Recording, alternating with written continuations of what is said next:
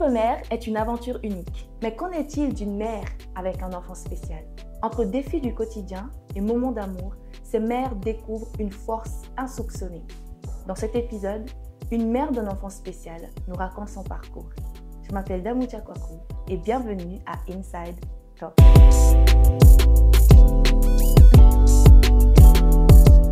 Bonjour Mary. Bonjour Damoutia.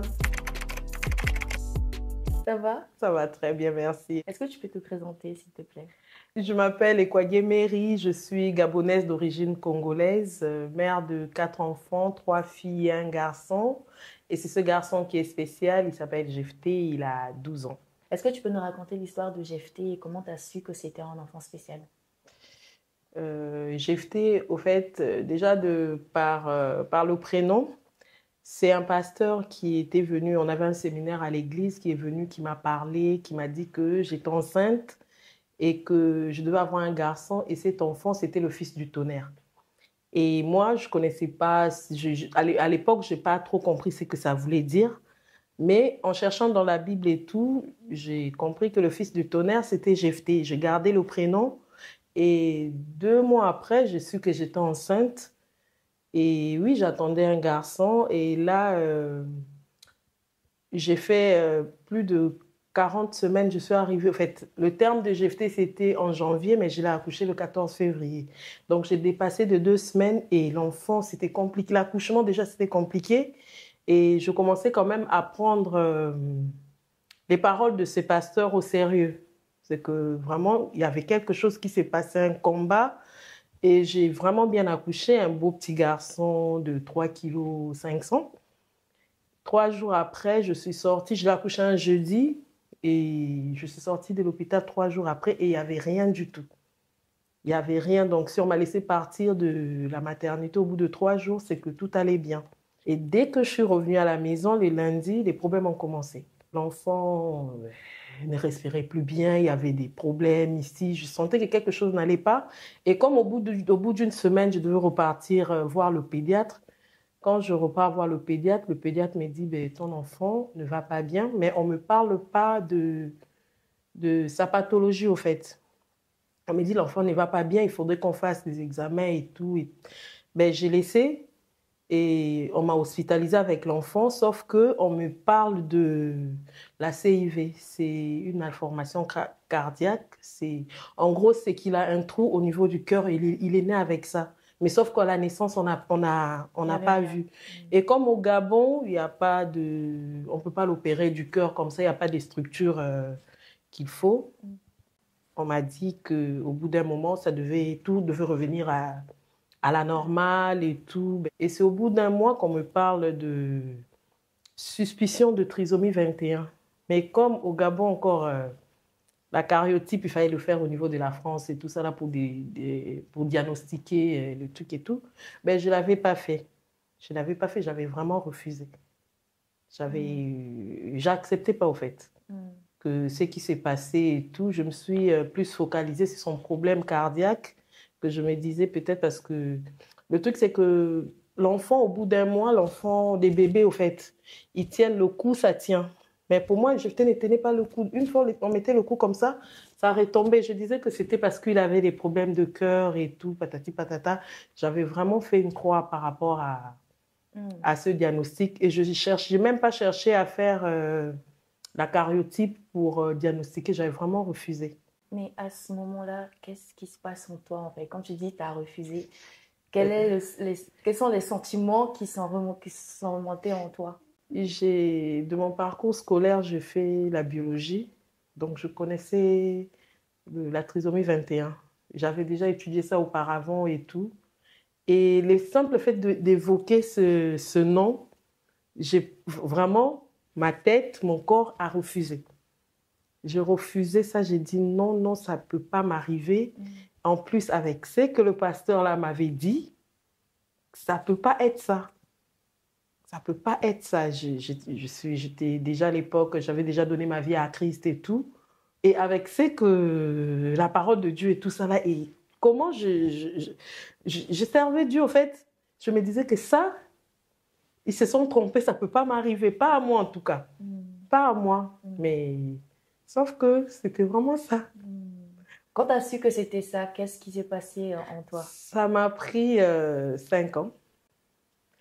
5 ans parce qu'au bout, la première année des GFT, c'est un enfant, du point de vue humain, c'est un enfant qui était condamné, qui ne devait même pas atteindre 1 an parce que je traînais quand même son problème de cœur, je le traînais pendant 9 mois. 9 longs mois, je passais 2 jours à la maison, un jour à l'hôpital. Tous les hôpitaux, cliniques, quoi, du Gabon, on me connaissait. Parce que je vivais avec un enfant qui avait 38 de fièvre. Pour lui, c'était normal. Parce qu'il ne descendait jamais en dessus de 38. Si ça monte, c'est 39, 40. Je vivais avec un enfant comme ça, un enfant de 9 mois qui ressemblait à un bébé de 3 mois. Il avait à peine 6 kilos. Il ne grandissait pas, rien du tout et tout. Et je n'avais pas de solution. Jusqu'à quand il a eu 9 mois, oui, en novembre, j'étais assise comme ça dans une clinique parce que j'étais soit devant la pharmacie, je m'asseyais parce que je ne savais plus quoi faire, soit dans une clinique, hôpital ou quoi de la place parce que je ne savais pas non plus quoi faire. Et le soir à l'église. Donc, c'était ça mon quotidien avec cet enfant-là. Et là, un jour, j'étais assise comme ça là, dans une clinique. C'est une dame de ménage qui passait, vraiment Dieu l'a utilisée. Elle m'a dit, madame, je vous vois tout le temps ici avec votre enfant et tout. Je ne sais pas c'est quoi son problème, mais je connais un pédiatre qui est dans c'est dispensaire même, c'était même pas un truc, un cabinet. Essaie d'aller voir le monsieur là et tout. Peut-être qu'il peut trouver une solution. Et c'est de là qu'est parti mon autre combat. J'ai croisé le monsieur, il était très bien, il m'a pris et tout. Il a compris que quelque chose n'allait pas avec l'enfant. Il m'a envoyé chez un cardiologue. Le cardiologue a fait ce qu'il y avait à faire et on m'a évacué au Maroc avec GFT pour l'opération du cœur qui s'est passée le jour de ses 1 an, le jour de son anniversaire. Et là, quand je suis revenue, c'est comme si je venais encore d'accoucher GFT parce qu'il ne marchait pas, il ne s'asseyait pas, il n'y avait rien du tout. Je recommençais à zéro. Donc sa vie a commencé à prendre forme quand il a eu 1 an. Et là encore, je me suis avancée un peu. Quand tout allait bien, il commençait à s'asseoir, faire des pas et tout comme ça. Là. Pouf, on a détecté la cataracte bilatérale, les 2 yeux. Et là, j'ai laissé le problème du cœur. Je suis partie dans le problème des yeux. Ça m'a pris 2 ans parce que personne ne voulait le toucher parce qu'il avait des antécédents cardiaques et tout. Personne ne voulait même m'injecter, comment on appelle ça l'anesthésie, tout le monde avait peur. Et je me rappelle même le cardiologue qui avait fait le dossier pour l'évacuation, avait classé son dossier. Il m'a dit, madame, moi, j'avais déjà classé le dossier de votre enfant parce que je vous voyais, puis je me disais que l'enfant était décédé.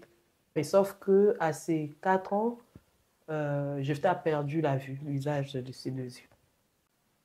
Après l'opération. Et là aussi, je ne savais pas parce que, voilà, la vie continuait et tout, je ne comprenais pas l'enfant qui marchait bien, il se cognait maintenant partout, il rentrait dans des flaques d'eau, des trucs comme ça là. Et ça fait qu'en 2017, je suis venue en France pour le mariage de mon frère et accoucher aussi de moi parce que vu que l'accouchement des GFT était compliqué, quand je suis tombée enceinte pour ma fille, la 3e fois, j'ai dit non, je n'accouche plus au Gabon, je vais accoucher en France par sécurité, je veux dire. Et je suis venue avec GFT. J'ai accouché Sephora, ça s'est bien passé. Mais avant de rentrer au Gabon, j'ai dit, bon, je dois quand même voir un ophtalmo pour ses lunettes parce que je ne comprenais pas du tout. C'est ici en France qu'on a détecté que l'enfant il avait perdu près de 80% de l'usage de ses yeux et qu'il fallait l'opérer. Et là, c'était la 3e opération. On l'a opéré de ses 2 yeux tranquilles. Et le médecin, c'est l'ophtalmo qui m'a dit qu'il fallait que je voie un généticien. Et là, j'étais avec 4 ans. Il fallait que je voie un généticien parce qu'il y a des choses et tout. Parce que même, je vous fais rire, même son carnet de santé, j'ai caché. Parce que je ne voulais pas que le carnet de santé influence ce qu'un autre médecin va me dire. Donc, à chaque fois que je partais et que j'étais en consultation, je voulais entendre ce que Chaque médecin disait sans pour autant voir ce qui... Et moi, quand on me posait la question, je disais rien. Je voulais entendre ce que les médecins disaient. Donc, je refusais. Mais à chaque fois, tous les médecins me disaient la même chose. Et quand je suis arrivée ici, là-bas encore, je disais, bon, c'est le Gabon et tout.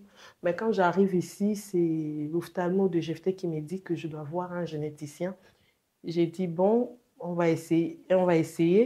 Et c'est elle qui m'a pris le rendez-vous 10 mois plus tard. Mais je suis repartie au Gabon. Je suis repartie au Gabon parce que j'avais peur et tout. Mais en même temps, au fond de moi, je savais que ces jours devaient arriver et tout pour que je puisse affronter ça. Ça m'a pris quand même 5 ans parce que quand je suis revenue, Jefté avait déjà 5 ans. Et ben, c'était à Pellegrin. Ils ont fait ce qu'il y avait à faire, des prélèvements, tout ce qu'il y avait à faire. Et après, bon, au bout d'1 semaine, parce que je l'ai pressé, même je disais, faites vite et tout, finissez, moi je dois repartir au Gabon, je ne vais pas rester ici. Au bout d'1 semaine, on me rappelle pour me donner le diagnostic. Jefté avait déjà, c'est vraiment à 5 ans qu'on l'a diagnostiqué. Et c'était dur de l'entendre, vraiment, ça c'était quelque chose maintenant de réel. C'est vraiment en ce moment-là que j'ai accepté que j'avais un enfant spécial. Donc, tout ce qui s'est caché derrière, parce qu'il est peut-être malade, il est ceci, c'était resté derrière moi. Là, en ce moment-là, j'ai dit, OK, c'est bon, dites-moi quoi faire. Comment tu as fait du coup parce que tu apprends une nouvelle qui n'est pas très joyeuse. Comment tu as fait en fait pour te relever? Je le savais en fait, au fond de moi, je le savais. Et quand on m'a dit ça, là vraiment, j'ai ouvert, comme on dit, j'ai ouvert le cœur, j'ai accepté, mais je savais déjà. Et ce qui est bien, c'est que ça m'a pas touché plus que ça. Parce que déjà, je commençais moi-même à me faire à l'idée que mon enfant est comme ça, mon enfant est comme ça, mon enfant est comme ça. Et là, quand j'ai vraiment pris cette nouvelle, j'étais pas dans le côté abattu, mais j'étais prête à affronter et à faire ce qu'il y avait à faire pour mon enfant. J'étais plus dans le truc de me lamenter. J'ai dit au médecin, qu'est-ce qu'il faut faire? Est-ce que vous pensez qu'il pourra faire ceci, il pourra faire cela, il pourra faire ça? J'avais maintenant des questions à poser, des choses vraiment que je voulais, comment on appelle ça? C'est comme si on prend des armes pour aller au combat. C'est que j'ai toutes les armes avec moi pour savoir quoi faire par rapport à Jefté. Et dans tout ça, du coup, Jefté, c'est le 3e, c'est ça? Deuxième. La première, dans tout ça, comment tu as fait pour la gérer? Oui, elle, c'était compliqué vraiment. Quand j'ai eu Jefté, avec tout ce qu'il y avait comme maladie, des hospitalisations et tout, c'était compliqué parce qu'en même temps, mon mari, c'est un homme d'affaires et tout. Il avait ses voyages en Chine où il devait partir parce qu'il ne pouvait pas aussi arrêter le travail parce qu'on avait besoin de cet argent pour payer les soins et tout. Ça m'est arrivé quand même de moments de le confier à des amis, à des sœurs et tout parce que c'était vraiment compliqué. Limite, au début, vraiment, quand je parle de 4 premières années, parce qu'elle et Jefté, il y a 4 ans d'écart aussi, vraiment, elle était limite abandonnée à elle-même, quoi. Parce que très tôt, j'ai appris à être autonome, à faire des trucs parce que maman n'est pas toujours là pour s'occuper de toi, pour te faire ton petit déjeuner. Donc, tu dois apprendre à faire ça. Elle était limite, elle était plus attachée à son père qu'à moi parce qu'elle voyait que maman n'avait pas mon temps. Maman, c'était tout le temps Jefté. Et bon, on a fait avec, quoi. Qu'est-ce qui a changé dans ton quotidien, en fait, à l'arrivée de Jefté? Ma vie s'est conditionnée par rapport à Jefté. Parce que j'arrivais pas à me projeter, c'est-à-dire dire que peut-être je vais prendre mes vacances ou faire des trucs et tout. Parce qu'à chaque fois, vraiment, chaque matin qu'on s'est réveillé, on disait merci à Dieu parce qu'on est debout. Parce qu'avec Jefté, c'était vous réveillez le matin, il va bien, le soir, c'est l'hôpital. Ça m'est arrivé 2 fois de dormir dans les hôpitaux au couloir parce qu'il n'y avait pas de place. Vous dormez au milieu de la nuit, ça partait dans tous les sens. J'ai appris à j'ai appris avec... C'est une parole que quelqu'un m'avait donnée aussi. Et c'est vraiment cette parole qui m'a permis de tenir, au fait. Et c'est une de grandes sœurs que j'ai eues au Gabon. Elle me disait, c'est dans la Bible, c'est que Dieu, il bénit les fruits des entrailles. Et la bénédiction de l'Éternel ne se fait suivre d'aucun chagrin. Amen. Et donc là, moi j'étais là, je disais, Seigneur, toi tu as dit c'est aucun chagrin. Donc dans aucun chagrin là, ça c'est que je suis en train de vivre, c'est quoi au fait? Ça c'est chagrin. En fait, je me disais, j'avais pas le droit d'être triste au fait. Avec tout ce qui s'est passé et tout ça là, j'avais vraiment pas. Ça c'est quelque chose que j'ai jamais pleuré. Je te dis, dans tout ça là, je m'interdisais de pleurer. Et en même temps, je devais toujours être joyeuse parce qu'il y avait ma fille à côté, je ne pouvais pas me morfondre. Mais en même temps, je passe aussi beaucoup de temps dans tout ça là, comme je disais, hôpital, maison, église. C'était mes activités en fait. Quand tout ça là, ça arrivait le soir, il fallait que j'aille à l'église et tout. Vraiment, c'est là-bas où j'ai puisé ma force en fait. Parce que moi-même, quand je pense à tout ça, je ne sais pas comment j'ai traversé ça. Et j'étais loin de ma famille, toute seule dans une ville, avec mon mari, loin de tous. Et vous voyez un peu, je ne pouvais pas dire que je vais aller m'appuyer chez...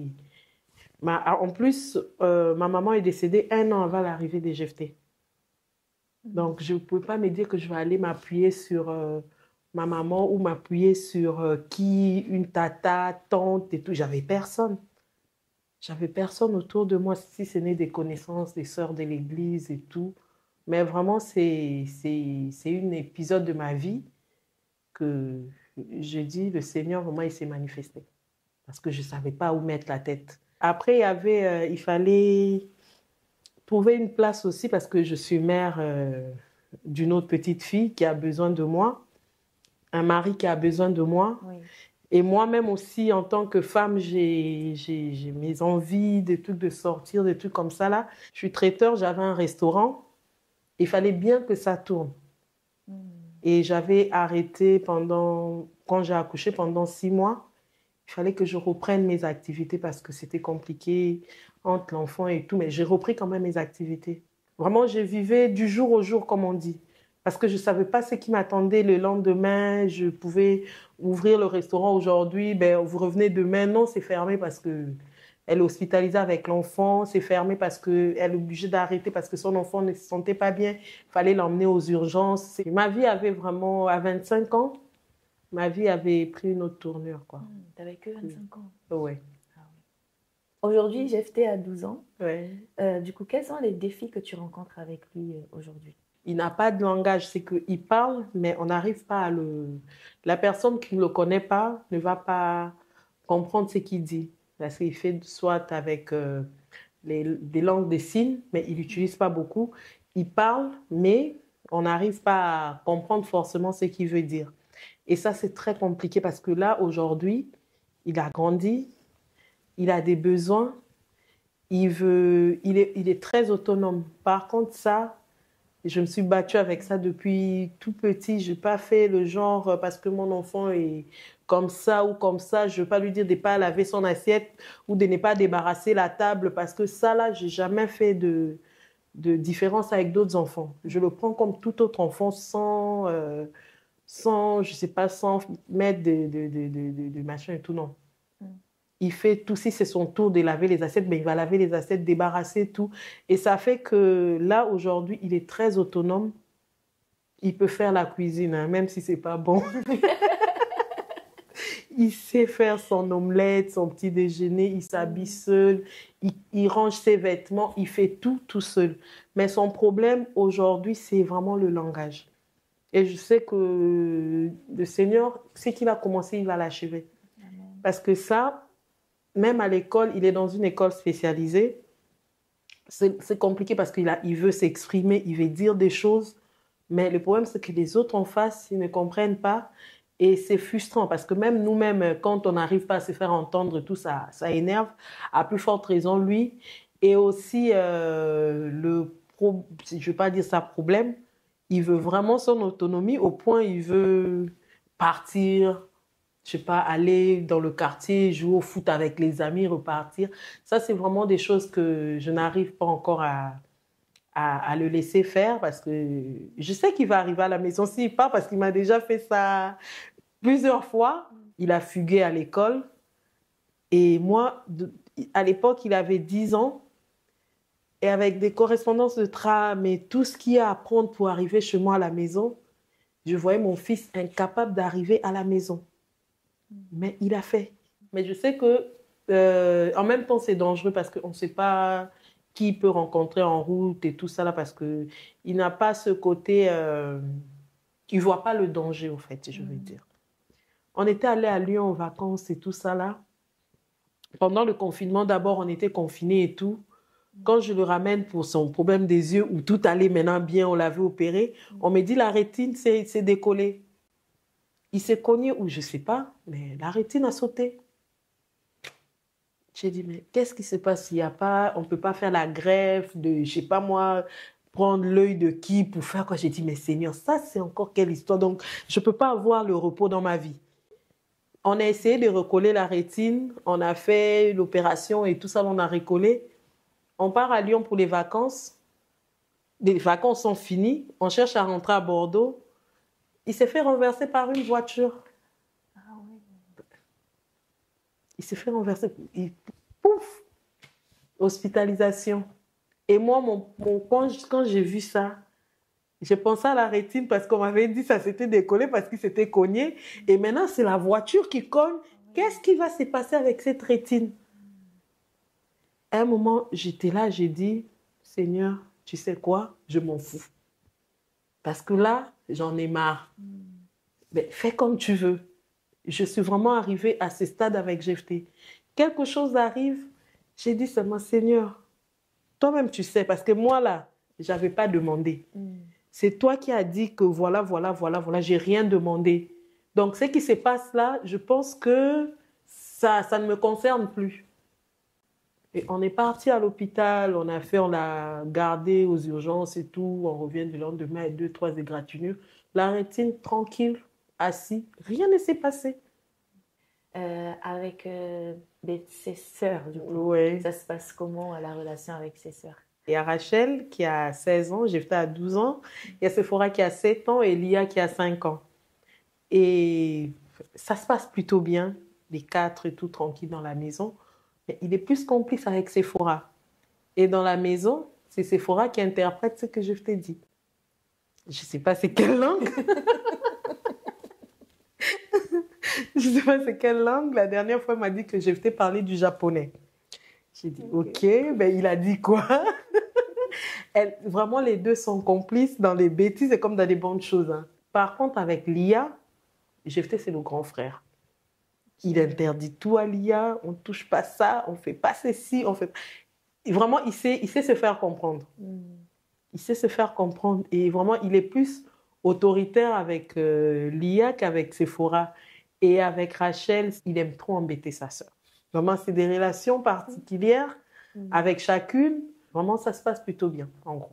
Quelle leçon as-tu apprises sur toi-même depuis que tu as Jephté? Vraiment. Avec Jephté, j'ai appris à prier. Vraiment à prier. Quand je dis prier, je ne parle pas de Seigneur, voilà, vraiment j'ai appris à prier. J'ai appris à faire confiance à Dieu. Et moi-même, j'ai cultivé la patience parce qu'avec Jephté, il faut de la patience. Avec Rachel, j'ai eu une petite fille qui a marché à 8 mois, qui avait les dents tôt, tout était un peu précoce avec Rachel. Avec Jephté, il a marché à 2 ans. Donc, des trucs, c'était... Quand on a un enfant, on se dit, mais mon enfant a 1 an, l'enfant ne marche pas. Je prends vraiment des exemples basiques. Mon enfant ne marche pas et tout. On a je sais pas, on est pressé que son enfant marche, on est pressé que son enfant parle. Vraiment, ça, j'ai appris à patienter. C'est-à-dire à dire que, ouais, oui, j'attends. J'attends jusqu'à ce que... Mais, avec ce que j'ai traversé, on me dit Damoucha est malade, je vais peut-être prendre le temps de prier pour Damoucha. Je sais ce que c'est. Et quand quelqu'un est dans une situation, pas forcément comme la mienne, mais quand quelqu'un est dans la souffrance ou dans un truc comme ça, là, j'arrive à compatir et me mettre à la place de cette personne-là par rapport à ce que la personne vit. Et puis les restes, je suis comme ça depuis. Est-ce que je peux donner un conseil à une mère ou une famille qui a un enfant spécial? J'ai dit toujours à ces personnes-là que si Dieu t'a donné cet enfant, c'est parce qu'il sait que tu as la force en toi pour s'occuper de cet enfant, pour traverser peut-être les épreuves qui sont devant ou traverser des situations qui a lien avec cet enfant.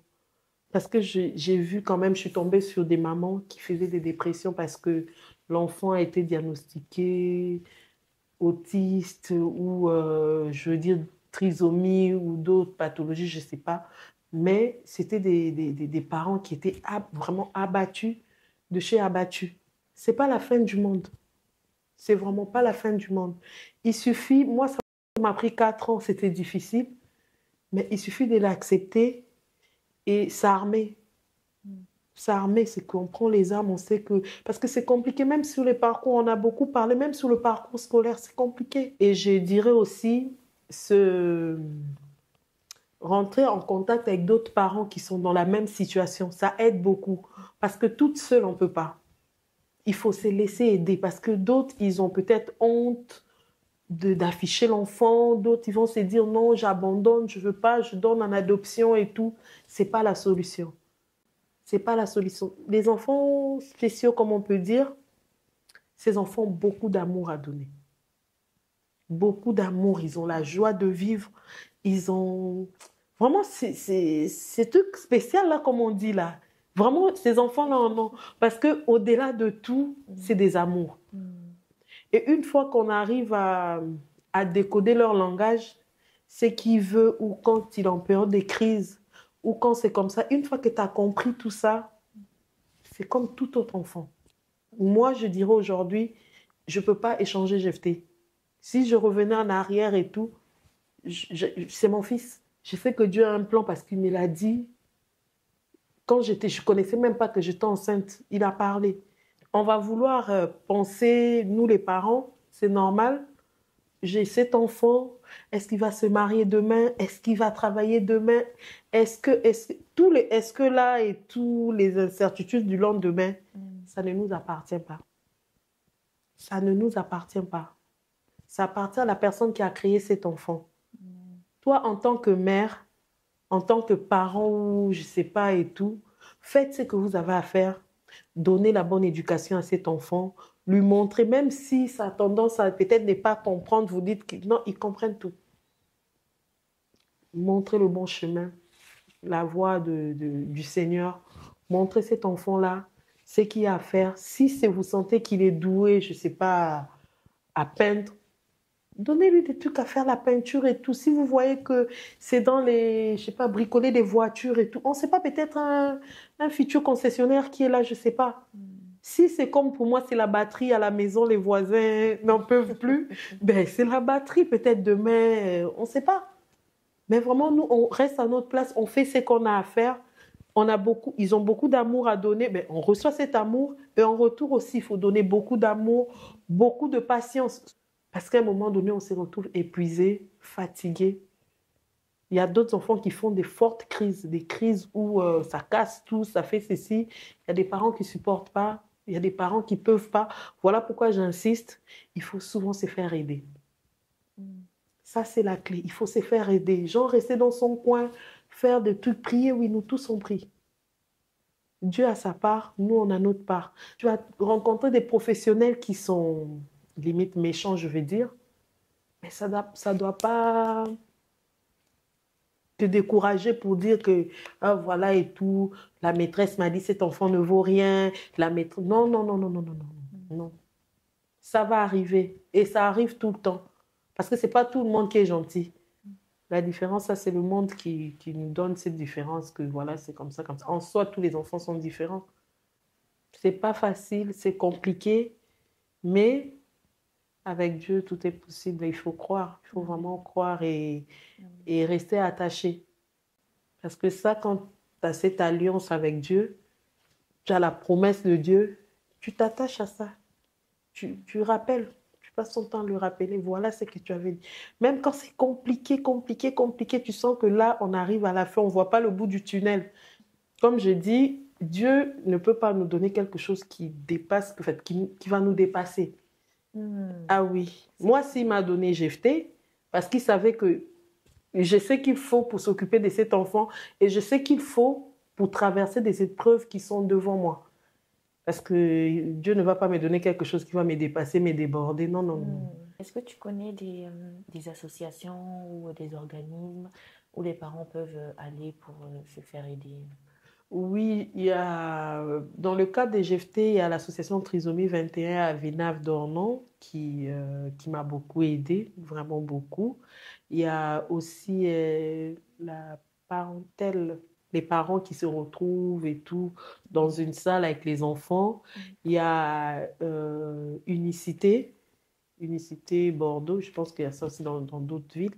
Ça aussi, c'est l'association des aidants.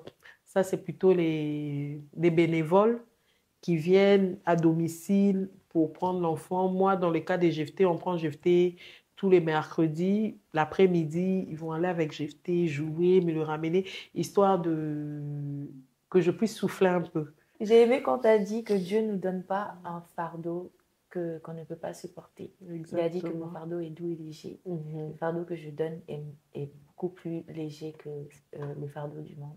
Vraiment, merci pour ton témoignage. Merci d'avoir vraiment pris le temps d'encourager, de raconter ton témoignage et d'encourager une femme, des parents, une famille. C'est vraiment une grâce de t'avoir ici. Franchement, ça me touche vraiment. J'ai essayé de ne pas pleurer.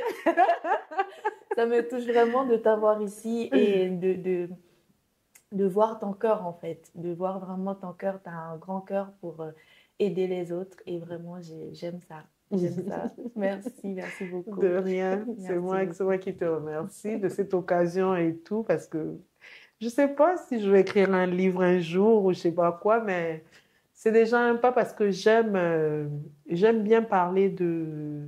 C'est un fardeau. J'ai envie d'aider. Ici, on a de l'aide, mais en Afrique, on n'a pas d'aide. Vraiment, c'est quelque chose, ça me tient vraiment repartir. Si c'est pas ouvrir des centres, faire des formations, je sais pas moi quoi par rapport à ça. Vraiment, sensibiliser les gens par rapport à ça. Parce que ici, c'est bien, mais dans des pays et tout, encore Gabon, c'est un peu... C'est moderne et tout. C'est pas le village, hein. Pas du tout. C'est moderne. Mais quand on part vraiment peut-être dans les milieux reculés, c'est triste de voir ces enfants-là abandonnés à eux-mêmes. Il y a d'autres, on les traite des sorciers, des je sais pas moi quoi, parce qu'il a quelque chose de spécial et tout. C'est vraiment sensibiliser tout ce monde-là. Et parmi ces enfants-là, il y a des génies, il y a des surdoués. Mais s'il n'y a personne pour les aider, les canaliser, ben... C'est compliqué. J'espère vraiment que je veux arriver à ça. Et je sais, et je comprends pourquoi Dieu m'a donné GFT, parce qu'il sait que je dois aider d'autres. Je dois aider d'autres dans cette situation et avec la grâce de Dieu, ça va aller. Amen. En tout cas, merci. Merci à toi. Et merci à toi d'avoir regardé la vidéo jusqu'au bout. J'espère que ce témoignage t'a édifié. J'espère que ce témoignage t'a apporté quelque chose. Et je te dis à bientôt pour la prochaine vidéo, un nouveau thème. Bye.